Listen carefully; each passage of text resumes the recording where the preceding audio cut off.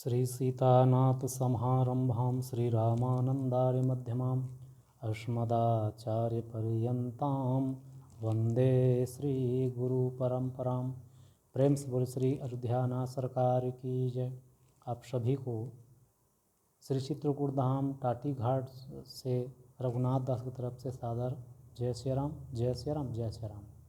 आज का विषय है कि जीवात्मा किस प्रकार से इस घोर कलयुग में भक्ति की प्राप्ति सरलता और सुगमता से वो कर सके। इसी 9 प्रकार की जो भक्ति है, उसी 9 प्रकार की भक्ति को विस्तार पूर्वक इस दास जो है अपनी टूटी फूटी भाषा में आप सभी के सामने प्रस्तुत करने का ये प्रयास कर रहा है। श्री रामचरितमानस में कली पावन अवतार पूज्यपाल गोस्वामी तुलसीदास जी महाराज भगवान श्री रामचंद्र जी और माँ सबरी जी के प्रसंग को नवधा भक्ति के रूप में प्रस्तुत किए हैं। भगवान श्री रामचंद्र जी 9 प्रकार की भक्ति माता सबरी जी को श्रवण कराए हैं और वही श्रीमद् भागवत जी में देखा जाए तो श्री सुखदेव जी महाराज राजा परीक्षित को सप्तम स्कंद में भक्त शिरोमणि श्री प्रहलाद जी के प्रसंग में श्री प्रहलाद जी महाराज नवधा भक्ति अपने पिताजी को सुनाए हैं, जिसमें प्रथम भक्ति श्रवणम कीर्तनम विष्णु स्मरणम पाद सेवनम अर्चनम वंदनम दास्यम सख्य आत्मनिवेदनम। तो श्रीमद् भागवत जी में प्रहलाद जी द्वारा ये नवधा भक्ति, तो पहला भक्ति क्या है?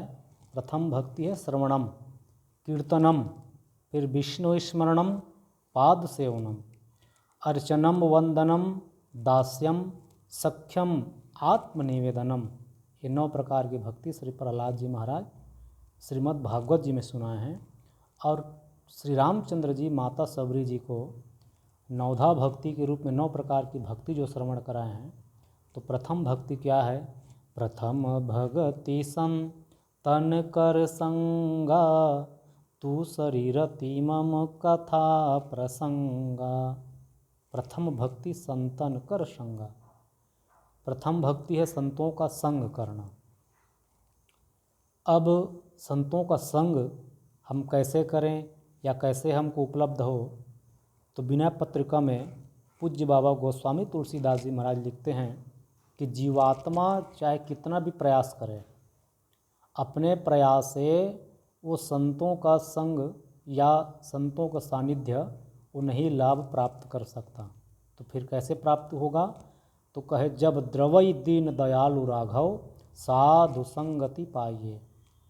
जब दीन दयालु राघव श्री अयोध्यानाथ सरकार जब द्रवित होते हैं, कृपा करते हैं, तब कहीं जा कर के जीवात्मा को संत की संगति मिलती है। जब द्रवई दीन दयालु राघव साधु संगति पाइए, जेहि दरस परस समागम आदि पाप राशि नसाइए। तो ये विनय पत्रिका में कहते हैं। और वहीं श्री विभीषण जी महाराज श्री हनुमान जी महाराज को कहते हैं कि अब मोहि भा भरोस हनुमंता, बिनु हरि कृपा मिलय नहीं संता। बिनु हरि कृपा मिलय नहीं संता। श्री विभीषण जी महाराज कहते हैं कि श्री हनुमान जी महाराज अब मुझको विश्वास हो गया है कि बिना अयोध्यानाथ सरकार जी की कृपा के बिना संत की सन्निधि नहीं मिलती। तो जब तक श्री अयोध्यानाथ सरकार कृपा नहीं करेंगे, तब तक जीवात्मा को संत की सन्निधि नहीं मिलेगी। तो इसके लिए क्या करें? इसके लिए हम इस घोर कलयुग में उन्हीं के पावन नाम का सहारा लें, ताकि नाम के बंधन में बंद करके प्रभु जो है हमको संत की सन्निधि प्राप्ति करा दे। और पावन नाम क्या है? आप सभी इस बात से अवगत हैं कि इस घोर कलयुग में नहीं कलि करम न भगत विवेकु, राम नाम अवलंबन एकु। राम नाम एक अवलंब है। राम नाम का हम जाप करते रहेंगे तो उस जाप के प्रभाव से हमको संत की सन्निधि मिलेगी, प्राप्ति होगी। अब फिर प्रश्न है कि हम संत किसको कहें, साधु किसको कहें, ये भी प्रश्न है।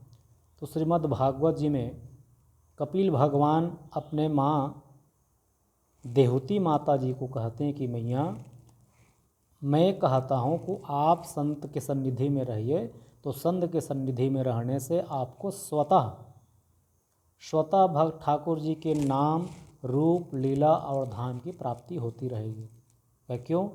क्योंकि संत के सन्निधि में रहने से संतों के पास ये नाम, रूप, लीला और धाम, ये 4 प्रकार के जो अनमोल रत्न हैं वो प्राप्ति होते हैं संत के सन्निधि में। क्योंकि आप किसी भी संत के पास जाएंगे तो आपको केवल और केवल भगवान की नाम की चर्चा करेंगे, रूप की चर्चा करेंगे, लीला की चर्चा करेंगे और धाम की चर्चा करेंगे। तो संतों के सन्निधि में रहने से आपको स्वतः ये 4 प्रकार के जो भक्ति के अंग हैं, चारों अंग, तो ये स्वतः आपको प्राप्ति हो जाएगी। तो माता देहूती जी कहती हैं कि प्रभु, हम किसको संत कहें या लक्षण क्या है, कृपा करके आप मुझको बतावें।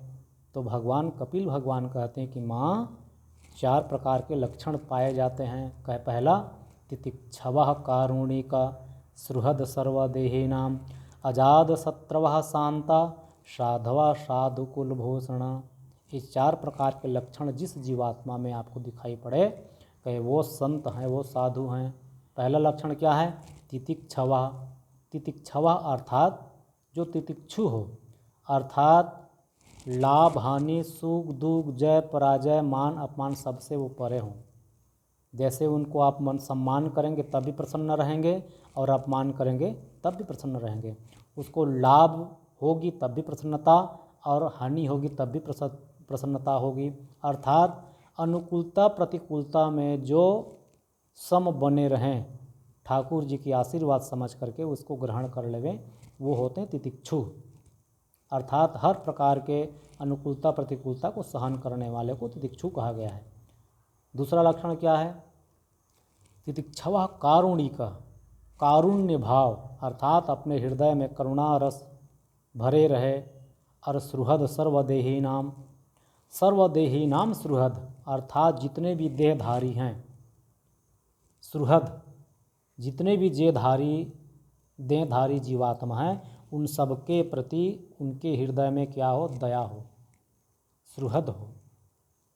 तो जितने भी पुरुष, नपुंसक, नार, युवा, जीव, चराचर कोई, सब के प्रति उस जीवात्मा के हृदय में दया भाव हो।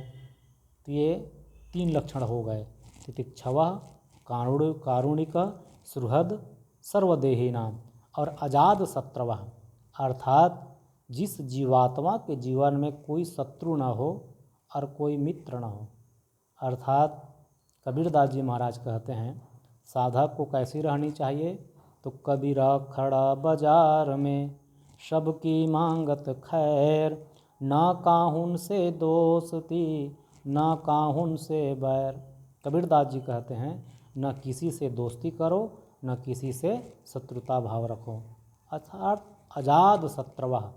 तो अजाद शत्रवः शांता साधवा साधु कुलभूषण। कहे मैया, ऐसे जो 4 लक्षण के जो जीवात्मा में पाए जाते हैं वो साधु कुल में शिरोमणि हैं।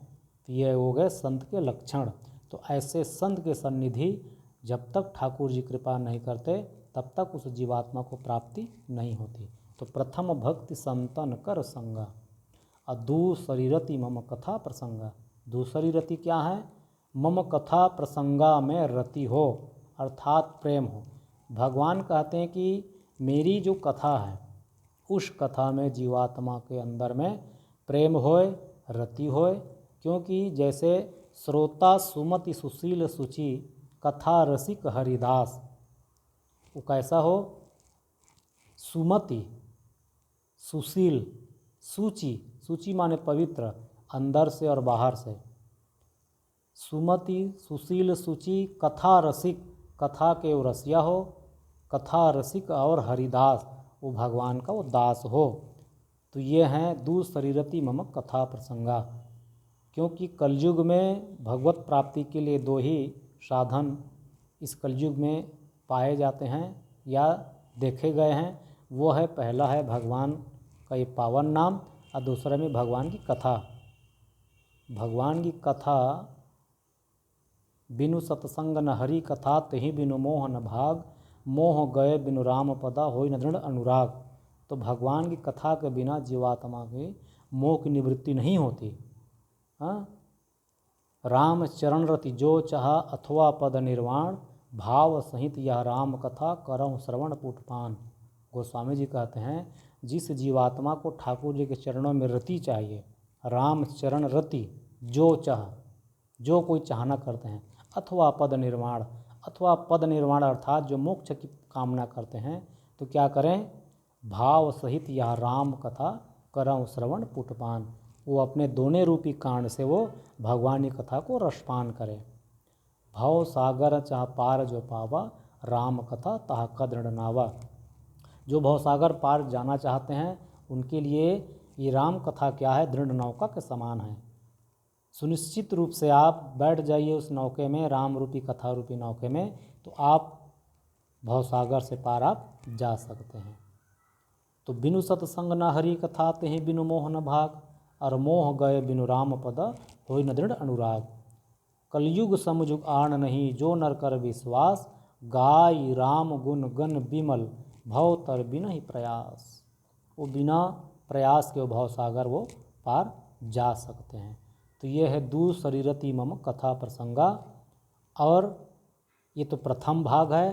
द्वितीय भाग में फिर हम विस्तार पूर्वक करते करते इस नवधा भक्ति के बारे में हम चर्चा करेंगे विस्तार पूर्वक, ताकि कोई भी जीवात्मा जो है ये 9 प्रकार की जो भक्ति है, तो एक प्रकार की भक्ति को भी अपने जीवन में उतार ले तो निश्चित ही उस जीवात्मा का कल्याण हो जाएगा।